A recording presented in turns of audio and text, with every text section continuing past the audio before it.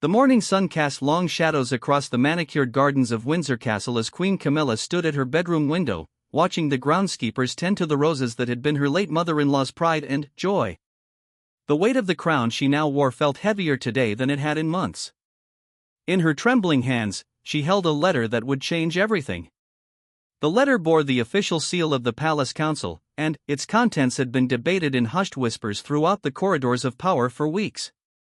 As she read the words for the third time that morning, Camilla felt her heart sink deeper into her chest. The royal family was preparing to release a statement about her future role, and it wasn't the affirmation she had hoped for. Charles had been gone for 2 months now, taken by a swift illness that had shocked the nation. The transition of power had been seamless in the public eye, but, behind closed doors, the royal machinery was grinding with uncertainty. Camilla had expected to step into her role as Queen Mother with dignity and purpose, but the letter suggested a different path entirely. Lady Margaret Thornbury, the Queen's private secretary, knocked softly on the door before entering. Her usually composed demeanor showed cracks of concern as she approached the window where Camilla stood motionless. "Your Majesty," Margaret began, her voice barely above a whisper, "the Palace Council is gathering in the blue drawing room. They're expecting your presence in an hour." Camilla turned from the window, her eyes red-rimmed but determined. She had weathered public storms before, endured decades of scrutiny and judgment, fought for her place in this ancient institution. This would be no different, she told herself, though her trembling hands suggested otherwise. The walk to the blue drawing room felt like a march to the gallows. Each step echoed through the marble hallways, past portraits of queens who had faced their own trials and tribulations. Queen Victoria's stern gaze seemed to follow her, as if passing judgment on this woman who had married into duty rather than being born to it. Inside the drawing room, 12 members of the Palace Council sat around an oval mahogany table that had witnessed countless historical decisions. Lord Pemberton, the Lord Chamberlain, cleared his throat as Camilla took her seat at the head of the table. The silence was suffocating. "Your Majesty," Lord Pemberton began, his voice carrying the weight of centuries of protocol, "we have called this meeting to discuss the statement that will be released regarding your future role within the royal family structure." Camilla straightened her shoulders, drawing upon reserves of strength she had cultivated through years of public service. "I assume this discussion involves more than mere formalities, Lord Pemberton." "Indeed, Your Majesty. The Council has been reviewing the constitutional implications of your position, particularly in light of the new king's wishes to modernize certain aspects of the monarchy." The new king. Her stepson, William, now wore the crown that had passed from his grandfather to his father and, now to him. The transition had been swift, almost brutal in its efficiency. William was a good man, Camilla knew, but he carried the weight of his mother's memory and the expectations of a nation that still questioned Camilla's legitimacy. Lady Sarah Fitzwilliam, one of the younger members of the council, leaned forward. "Your Majesty, the proposed statement would establish a new precedent. Rather than maintaining your current role, we are suggesting a transition to a position of elder stateswoman of the Commonwealth, with residency shifting to Scotland." The words hit Camilla like a physical blow. Scotland. Beautiful, remote Scotland, where she could tend gardens and host small gatherings, far from the center of royal life. It was exile dressed in velvet gloves, banishment wrapped in respectful language. "I see," Camilla managed, her voice steady despite the earthquake occurring within her chest. "And this decision has been made without my consultation?" Lord Pemberton shuffled his papers uncomfortably. "Your Majesty, the decision comes with the highest respect for your years of service. The new king feels that this transition would allow the monarchy to realign with contemporary expectations while honoring your contribution to the crown." Contemporary expectations. The phrase was a dagger wrapped in diplomatic language. After decades of proving herself, of transforming from the most hated woman in Britain to a respected member of the royal family, she was being asked to step aside for the sake of public opinion polls and focus group results. Margaret, who had been standing quietly in the corner, stepped forward. "Your Majesty, if I may, the statement is not yet finalized. There is still time for adjustments." Hope flickered in Camilla's chest like a candle flame in the wind. Margaret had been her ally through the darkest days, the woman who had helped craft the careful rehabilitation of her public image. If anyone understood the delicate machinery of royal communications, it was Margaret. What kind of adjustments? Camilla asked, though she dreaded the answer. The council is prepared to offer alternatives, Lady Fitzwilliam interjected. A gradual transition, perhaps. Reduced public duties over the next year, followed by the Scottish residency arrangement. Gradual transition. Reduced duties. Each phrase was another stone in the wall being built between her and the life she had fought so hard to claim. Camilla thought of Charles, of the promises they had made to each other about facing whatever challenges came their way together. Now she was alone, surrounded by well-meaning courtiers who saw her as a problem to be managed rather than a queen to be honored. The meeting continued for another hour, with various council members outlining the logistics of the proposed transition. There would be a gracious statement about her desire to focus on charitable work in Scotland. The public would be told she was choosing a quieter life after years of faithful service. The narrative would be one of voluntary retirement rather than forced exile. As the sun began to set outside the tall windows of the blue drawing room, Camilla found herself thinking about her grandchildren. How would they understand this decision? Would they see it as their step-grandmother choosing to leave, or would they eventually learn the truth about the careful political calculations that were reshaping their family? When the meeting finally concluded, Camilla remained seated as the council members filed out, offering respectful bows and promises to await her decision. Lord Pemberton paused at the door. "Your Majesty, I hope you understand that this recommendation comes from a place of deep respect for your service to the Crown. The transition to Scotland would allow you to maintain your dignity while giving the new king the space he needs to establish his reign." Dignity. The word tasted bitter in Camilla's mouth. She had spent years building her dignity, brick by careful brick, through charity work and public service, through small kindnesses and large gestures of support for the institution she had married into.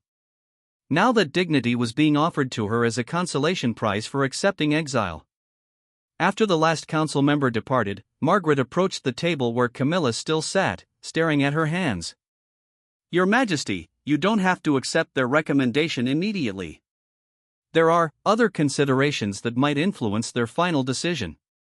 Camilla looked up at her private secretary, seeing something in Margaret's eyes that sparked a glimmer of hope. "What kind of considerations?" "Public opinion, for one. The statement about your transition would need to be carefully crafted to avoid any suggestion of impropriety or forced retirement. The press would scrutinize every word, every implication." Margaret was right. The media that had once tormented Camilla had, over the years, developed a grudging respect for her work and dedication. A poorly handled announcement about her future could easily backfire, creating exactly the kind of controversy the council was trying to avoid. "And there are the Commonwealth realms to consider," Margaret continued. "Many of the governors-general have specifically praised your work with their charitable organizations. A sudden departure might raise questions about the stability of the monarchy during this transition period." As the evening deepened, Camilla began to see the outlines of a strategy forming in Margaret's careful words. This was not over. The council's recommendation was just that, a recommendation. She was still queen, still possessed of the dignity and authority that Charles had helped her claim. The statement they wanted to release could be shaped, modified, or even rejected entirely if she had the courage to fight for her place. The thought of Scotland still weighed heavily on her mind, but now it was accompanied by something else, determination. She had not come this far, weathered this much criticism and doubt, only to be gently pushed aside when it became convenient for others. If there was to be a statement about Queen Camilla's future role, she would have a say in writing it. As she finally rose from her chair, Camilla felt the familiar steel entering her spine that had carried her through decades of public scrutiny. Tomorrow would bring new challenges, new conversations with William about his vision for the monarchy, new negotiations with the council about her place within it.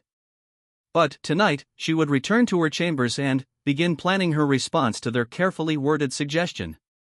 The roses outside her window would still be there in the morning, and so would she, ready to tend whatever garden needed her attention most. The royal family's statement about Queen Camilla's future role would indeed be released, but it might not contain the words the palace council expected to write. The following morning brought an unexpected visitor to Windsor Castle.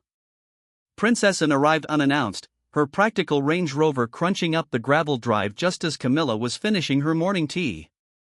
Through her window, Camilla watched Charles's sister emerge from the vehicle with characteristic brisk efficiency, her gray hair caught by the wind and her expression unreadable. Margaret appeared at the door within minutes. "Your Majesty, the Princess Royal requests an immediate audience. She says it's regarding the council's proposals." Camilla felt her pulse quicken. Anne had always been the most forthright member of the royal family, never one to soften difficult truths or engage in diplomatic niceties when direct conversation would suffice. If she had come about the Scotland proposal, it meant the news had already spread beyond the immediate circle of the palace council. "Send her up, Margaret. And, perhaps some fresh tea."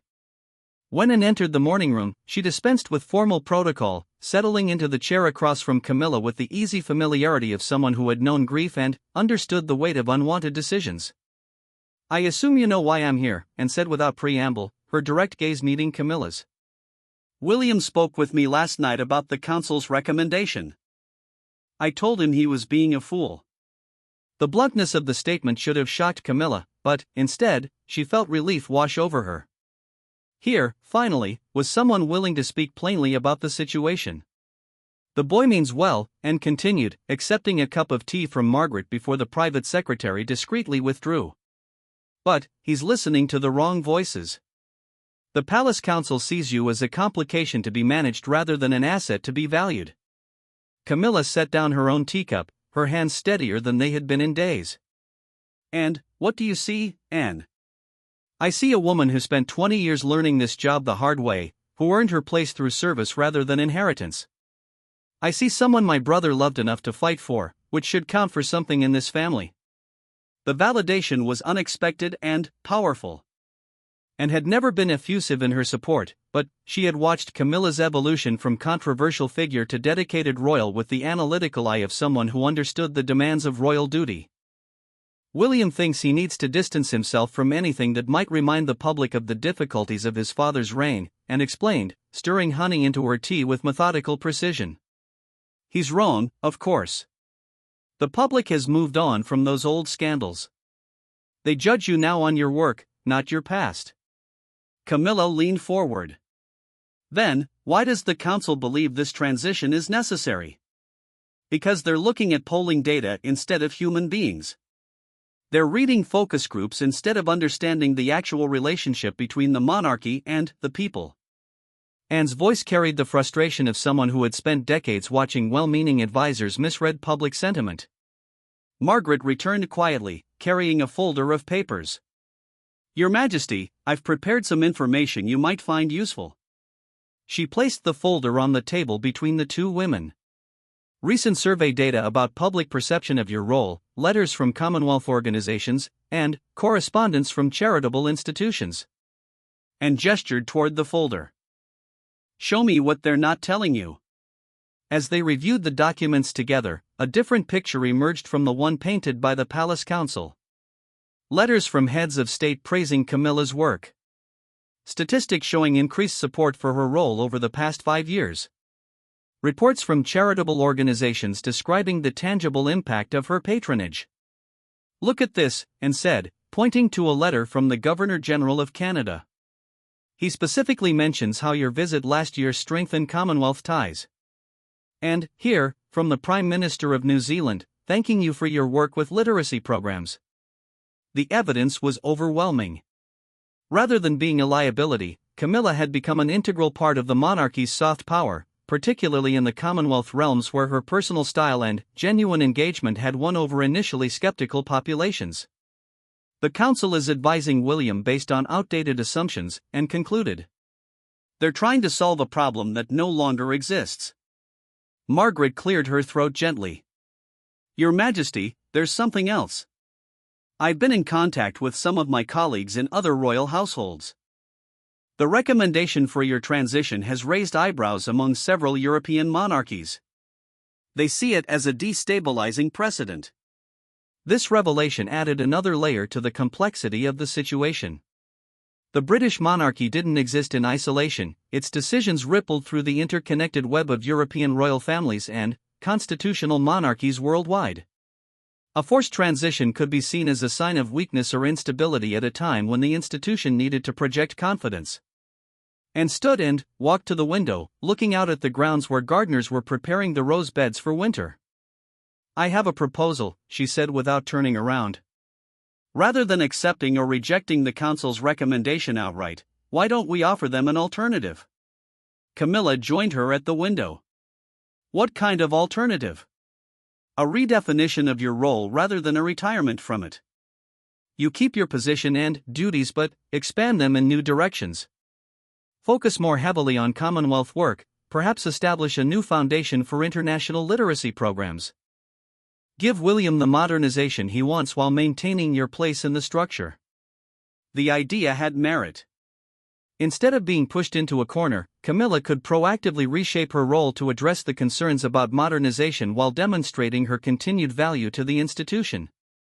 It would need careful presentation, Margaret observed from across the room. The statement would have to emphasize evolution rather than revolution, continuity rather than disruption. And turned from the window, her expression determined. "I'll speak with William again." Not as his aunt offering advice, but as the Princess Royal presenting an alternative strategy developed by experienced members of the family. The rest of the morning was spent developing the framework for this alternative approach. They identified specific Commonwealth realms where Camilla's enhanced role could have immediate impact. They outlined charitable initiatives that would address contemporary concerns while building on her existing patronages. Most importantly, they crafted a narrative that positioned the changes as forward-looking leadership rather than defensive reaction to criticism. By afternoon, Anne had arranged a private meeting with William at Kensington Palace. Margaret spent the time preparing detailed briefing documents that demonstrated the international implications of the Council's original recommendation. Camilla found herself in the unusual position of preparing to lobby for her own job, but she approached the task with growing confidence. The call came just after 4 o'clock. William wanted to meet with Camilla directly, at Windsor Castle, that evening. And would accompany him, along with his private secretary, but the Palace Council would not be present. It would be a family conversation rather than a formal proceeding. As evening approached, Camilla chose her outfit carefully. Not too formal, which might suggest she was taking the matter too seriously, but not too casual, which might imply she didn't understand the gravity of the situation. She settled on a navy dress that Charles had always liked, paired with the pearl necklace that had belonged to the Queen Mother. William arrived precisely on time, his usual punctuality accompanied by an expression that revealed nothing of his intentions. He embraced Camilla with genuine warmth, but she could sense the weight he was carrying. The crown was still new to him, its responsibilities still being measured and understood. They gathered in the Oak Room, a smaller, more intimate space than the formal drawing rooms where official business was usually conducted. And had chosen the location deliberately, wanting the conversation to feel like a family discussion rather than a royal proceeding. "Camilla," William began, using her name rather than her title, "I want you to know that the Council's recommendation doesn't reflect my personal feelings about your service or your place in this family." She nodded, recognizing the care he was taking to separate institutional concerns from personal relationships. "I understand the pressures you're facing, William. The desire to establish your own approach to the monarchy is entirely natural. The problem is that I'm being advised to make decisions based on what people think they remember rather than what's actually happening now," William continued. "And has shown me some information that suggests the Council's assessment might be incomplete." Margaret had prepared well. The briefing documents Anne had shared with William clearly demonstrated that public perception had evolved significantly over the past decade. The woman who had once been seen as a threat to the monarchy was now viewed as one of its most dedicated servants. "I've been thinking about your suggestion for redefining rather than retiring," William said, addressing Anne. "It has possibilities, but it would need to be implemented carefully to avoid any suggestion that we're responding to external pressure." Anne leaned forward. "The key is to present it as strategic evolution rather than defensive maneuvering. Camilla has proven skills in Commonwealth engagement and charitable leadership. Building on those strengths serves the monarchy's interests while addressing concerns about modernization." The conversation continued for nearly 2 hours, with all parties working through the practical implications of various approaches. William proved to be more thoughtful and flexible than the council's rigid recommendation had suggested. He genuinely wanted to find a solution that honored Camilla's service while positioning the monarchy for future success. As the evening drew to a close, a consensus began to emerge. Rather than forced retirement or unchanged status quo, they would develop a hybrid approach that expanded Camilla's international role while maintaining her domestic presence. The statement that would be released would announce new initiatives rather than endings, opportunities rather than limitations. William stood to leave, but paused at the door. "Camilla, I want you to know that Charles would be proud of how you're handling this situation. He always said you had more steel in your spine than people realized." After William and departed, Camilla remained in the Oak Room with Margaret, both women feeling cautiously optimistic about the evening's developments. "It's not over yet," Margaret warned. "The Palace Council will need to approve any alternative proposal, and some of them are quite invested in their original recommendation." Camilla smiled, feeling more like herself than she had in weeks. "Then, we'd better make sure our proposal is too good to refuse." The battle for Queen Camilla's future role was far from over, but the terms of engagement had shifted dramatically. Instead of defending herself against removal, she would be advocating for expansion. Instead of accepting exile, she would be proposing enhanced service. The royal family's statement, when it was finally released, would tell a very different story than the one originally envisioned by the Palace Council. The emergency session of the Palace Council convened 3 days later in the imposing throne room at Buckingham Palace, a deliberate choice of venue that emphasized the gravity of the situation. Lord Pemberton had called the meeting after learning about the alternative proposal that had emerged from the private family discussions at Windsor Castle.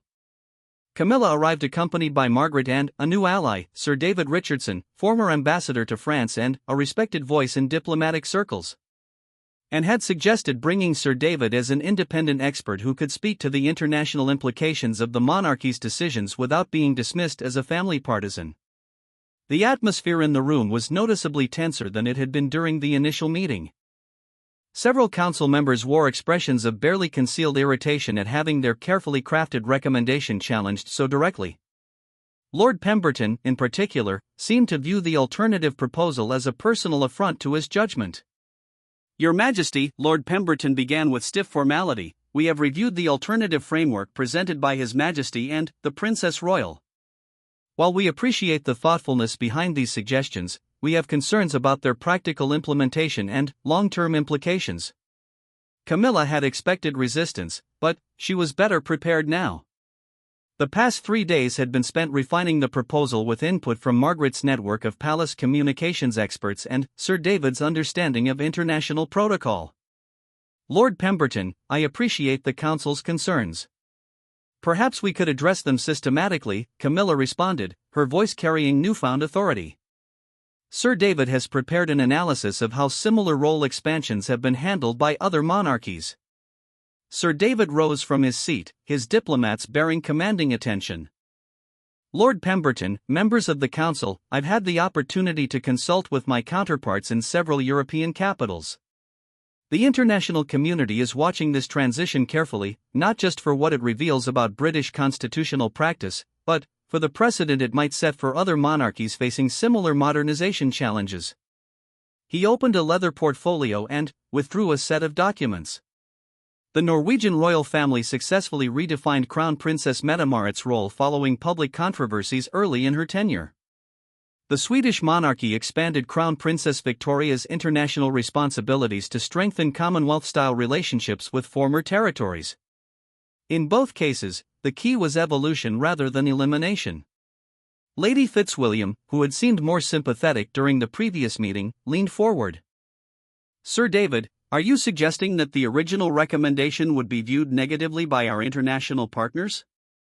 "I'm suggesting that sudden changes to established royal roles, particularly those that might be perceived as involuntary, can create uncertainty about institutional stability," Sir David replied diplomatically. "Several governors-general have privately expressed confusion about reports of Queen Camilla's potential retirement, given her effective engagement with their nations." This revelation caused visible discomfort among several council members. The Commonwealth relationships were a cornerstone of the monarchy's contemporary relevance, and any suggestion that those relationships might be damaged by internal restructuring was taken seriously. Margaret stepped forward with a carefully prepared presentation. My lords and ladies, we've prepared a detailed comparison of public engagement metrics over the past 5 years. The data suggests that Queen Camilla's favorability ratings have steadily improved, particularly in the Commonwealth realms where her personal style has proven effective. The charts and graphs that Margaret displayed told a compelling story.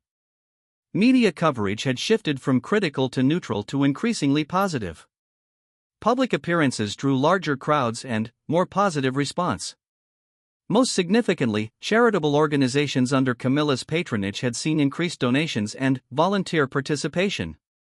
These metrics suggest that the concerns driving the original recommendation may be based on outdated assessments, Margaret continued. The Queen Camilla of 2025 is not the same figure who generated controversy decades ago. Lord Pemberton shifted uncomfortably in his chair.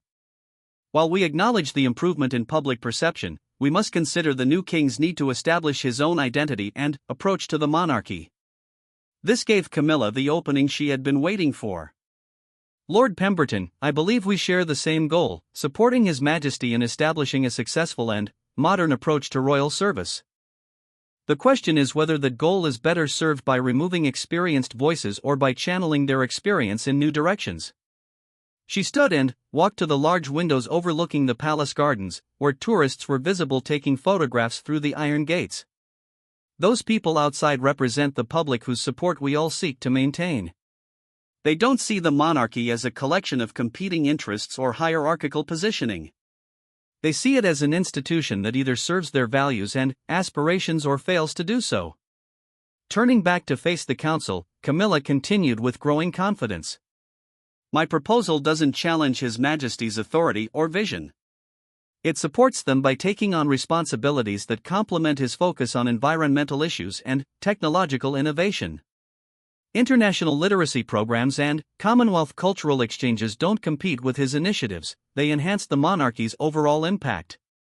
Sir David nodded approvingly. Your Majesty raises an important point about complementary rather than competitive roles. The most successful royal families have learned to leverage the unique strengths of different members rather than forcing them into identical templates. The discussion that followed was more substantive than the previous council meetings. Individual members raised specific concerns about protocol, resource allocation, and public messaging, but these were practical questions rather than fundamental objections. The tone had shifted from resistance to negotiation. Lady Thornberry, the senior female member of the council, asked a particularly pointed question. Your Majesty, how do we ensure that an expanded international role doesn't create confusion about the hierarchy of royal representation? His Majesty must be seen as the primary voice of the crown. An excellent question, Camilla responded. The framework we're proposing specifically positions my expanded role as serving under His Majesty's overall direction. I would be implementing his vision for Commonwealth engagement rather than developing independent policies. Margaret produced another set of documents. We've prepared detailed protocols for coordination between royal household staff to ensure consistent messaging and appropriate consultation on all international engagements. The meeting continued for another hour, with council members gradually warming to the alternative proposal as its practical details became clearer. The framework addressed their concerns about hierarchy and consistency while offering genuine benefits in terms of enhanced royal presence in key international relationships. When Lord Pemberton finally called for a brief recess, the mood in the room had changed significantly. Instead of a group determined to implement a predetermined solution, the council had become a working committee refining a collaborative approach. During the break, Camilla found herself in conversation with several council members who had previously seemed firmly committed to the Scotland retirement plan. Lady Fitzwilliam, in particular, expressed grudging admiration for the thoroughness of the alternative proposal. Your Majesty, I must admit that your framework addresses most of the concerns that drove our original recommendation, she acknowledged. The international component, particularly, offers opportunities for the monarchy that we hadn't fully considered. Sir David used the break to circulate additional documentation he had prepared about successful royal role transitions in other countries. His diplomatic credentials carried weight with council members who might have dismissed similar arguments coming from palace insiders. When the meeting reconvened, Lord Pemberton's demeanour had noticeably softened. "Your Majesty, the Council appreciates the comprehensive nature of your alternative proposal. We would like to recommend a trial period for implementation, with regular review of its effectiveness." This was more progress than Camilla had dared to hope for. A trial period was far better than forced retirement, and it provided opportunities to demonstrate the value of the expanded role through actual results rather than theoretical arguments. "I welcome the Council's willingness to consider this approach," Camilla responded. "What time frame were you thinking for the trial period?" 18 months, suggested Lady Fitzwilliam.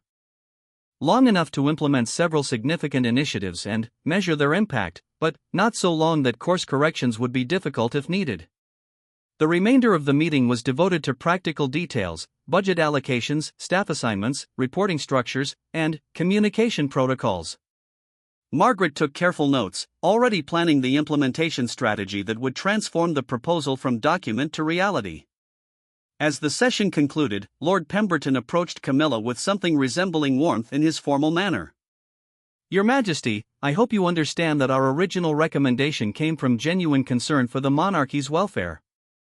Your alternative proposal demonstrates the kind of strategic thinking that serves the crown well." Walking back to her car through the palace courtyard, Camilla felt a mixture of relief and anticipation. The battle wasn't entirely won, the trial period would require careful execution and measurable success, but the immediate threat of exile to Scotland had been replaced by an opportunity to expand her contribution to the institution she had grown to love. Margaret walked beside her, already making mental lists of the work ahead. "Your Majesty, we'll need to begin planning the announcement of your expanded role immediately. The statement will need to strike exactly the right tone, forward-looking without seeming reactive, ambitious without appearing threatening. And, Margaret," Camilla added with a smile, "we'll need to send thank you notes to Anne and Sir David. This victory belongs to all of us." As their car pulled away from Buckingham Palace, Camilla looked back at the building that housed so much history and tradition. Soon it would also house a new chapter in her own story, one that she had helped write rather than simply endured. The royal family's statement about Queen Camilla's future role would indeed be released, but it would announce expansion rather than exile, opportunity rather than ending. 6 months after the Council's agreement to the trial period, Camilla stood on the steps of Government House in Ottawa, watching as hundreds of Canadian schoolchildren waved small Union Jacks and maple leaf flags in the crisp autumn air. The International Literacy Summit she had organized was exceeding all expectations, with education ministers from 12 Commonwealth nations gathered to sign a historic agreement on cross-border educational exchanges. Margaret approached with a tablet displaying the latest media coverage. "Your Majesty, the response has been overwhelmingly positive. The BBC is calling it a masterclass in soft diplomacy, and the Canadian Prime Minister's office has issued a statement praising the initiative as exactly the kind of Commonwealth leadership they had hoped to see. The transformation over the past months had been remarkable. What had begun as a defensive strategy to avoid exile had evolved into a genuine expansion of royal influence and effectiveness. The expanded role wasn't just succeeding, it was demonstrating new possibilities for how the monarchy could serve in the 21st century. The morning's ceremonial signing was followed by a private lunch with the education ministers, where Camilla found herself at the center of substantive policy discussions about literacy rates, teacher training, and digital education access. These weren't ceremonial conversations but real working sessions where her questions and suggestions carried weight. "Your Majesty," said Dr. Patricia Williams, Jamaica's Minister of Education, "the framework you've proposed for teacher exchanges between our nations could address some of our most pressing challenges. We have excellent primary educators who could learn advanced techniques in the UK, while our music and arts specialists could enrich British curricula." These were the kinds of concrete outcomes that made the expanded role meaningful rather than merely symbolic. Instead of cutting ribbons and making polite conversation, Camilla was facilitating real connections that would improve education for thousands of children across the Commonwealth. During a quiet moment between meetings, Camilla's phone buzzed with a text message from William. The sight of his name on the screen still caused a small flutter of anxiety, a residual effect from the months of uncertainty about her future. Watching the coverage from Ottawa. Dad would have been proud. Well done, Camilla. The message was brief but heartfelt, representing a relationship that had grown stronger as William witnessed the success of the expanded role. The initial skepticism from palace staff had gradually given way to genuine enthusiasm as the international benefits became apparent. That evening's state dinner provided another opportunity to assess the success of the new approach. Seated between the Governor-General and the Canadian Prime Minister, Camilla found herself discussing everything from Arctic sovereignty to sustainable development goals. The conversations were substantial and informed, a far cry from the purely ceremonial interactions that had characterized many royal engagements in the past. "Your Majesty," the Prime Minister said during the main course, "I hope you know how much we appreciate your genuine engagement with these issues. Too often, international relationships operate at such high levels of abstraction that the human element gets lost. Your approach brings authenticity to diplomatic connections." After dinner, Camilla and Margaret retreated to the quiet of her suite at the Château Laurier to review the day's outcomes and plan the next phase of activities. The Literacy Summit has generated commitments for over £50 million in new educational funding across the participating nations, Margaret reported, reading from her tablet. 3 new university partnerships have been established, and 5 countries have committed to implementing the teacher exchange program within the next academic year. These weren't just impressive statistics, they represented real change in the lives of real people. The expanded role was producing measurable benefits that justified the resources invested and validated the strategy that had emerged from those difficult council meetings.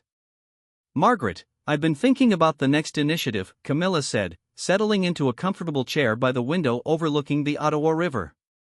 "The success here suggests we might be ready for something even more ambitious." "What did you have in mind, Your Majesty?" "A Commonwealth Cultural Heritage Trust. Something that would preserve traditional arts and crafts while creating economic opportunities for artisans in developing nations. We could establish workshops in the UK where master craftspeople from across the Commonwealth could teach their skills while learning new techniques." Margaret made notes as Camilla outlined her vision. This was how the expanded role was supposed to work, building on successful initiatives to create even greater impact while strengthening the ties that bound the Commonwealth together. The flight back to London provided time for reflection on how dramatically circumstances had changed since those dark days when retirement to Scotland had seemed inevitable. The woman who had once been seen as the monarchy's greatest liability was now pioneering its most successful international outreach programs. Landing at Heathrow, Camilla was surprised to see and waiting at the VIP terminal, her practical demeanor brightened by what looked suspiciously like satisfaction. "I thought you might like to know," and said without preamble as they walked to the waiting car, "that the Palace Council has voted unanimously to recommend that your trial period be converted to a permanent arrangement. Lord Pemberton specifically asked me to convey his apologies for underestimating the potential of your expanded role." The news was gratifying, but Camilla found that her strongest emotion wasn't relief or vindication. It was anticipation for the work ahead. The expanded role had given her a sense of purpose and effectiveness that exceeded her expectations. "And there's something else," and continued with a rare smile. "William wants to discuss expanding the model to other family members. He's been watching your success and thinking about how Harry might be brought back into active service through a similar international focus." This possibility opened entirely new horizons. If the approach that had saved Camilla's role could also provide a path for Harry's return to royal duties, it might represent a fundamental shift in how the monarchy adapted to contemporary challenges. Arriving back at Windsor Castle that evening, Camilla was greeted by dozens of congratulatory messages from colleagues, friends, and international partners. But the message that meant the most was a handwritten note from William that Margaret had placed on her desk. "Camilla, your success in Ottawa demonstrates what I had hoped but hadn't dared to expect, that evolution rather than elimination can make our institution stronger. The Commonwealth relationships you're building will serve this country for decades to come. Thank you for your service, and for showing us new ways to serve. With respect and affection, William." Standing in her study at Windsor Castle, Surrounded by the evidence of 6 months of successful international engagement, Camilla felt a deep sense of completion. Not the ending of her story, but the completion of a transformation that had taken decades to achieve. The woman who had begun as an outsider fighting for acceptance had become an innovator, showing the monarchy new ways to remain relevant. The role that had once seemed threatened by her past had been expanded because of her proven abilities. The institution that had once viewed her with suspicion now looked to her example for guidance on contemporary royal service. Margaret appeared in the doorway with a final message of the day. Your Majesty, the palace has confirmed that the official statement about your permanent expanded role will be released tomorrow morning. They'd like your approval of the final text. Reading through the statement that would be sent to media outlets around the world, Camilla smiled at how different it was from the retirement announcement that had once seemed inevitable. Instead of forced endings, it spoke of exciting beginnings. Instead of stepping back, it announced stepping forward into even greater service.